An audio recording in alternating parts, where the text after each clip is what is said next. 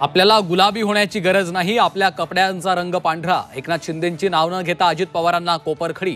कुठल्याही रंगाला फेंट करतो, कुणातही मिसळतो, केली टिप्पणी.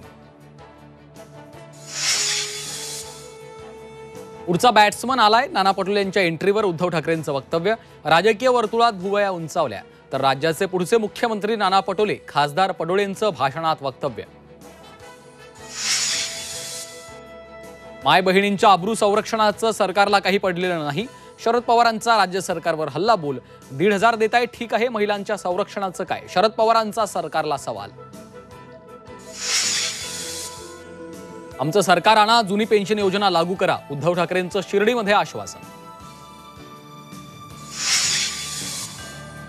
राहुल गांधींचं आरक्षण विरोधी विधान खालपर्यंत पोहोचवा. विरोधकांच्या नरेटिव्हला त्याच भाषेत उत्तर द्या.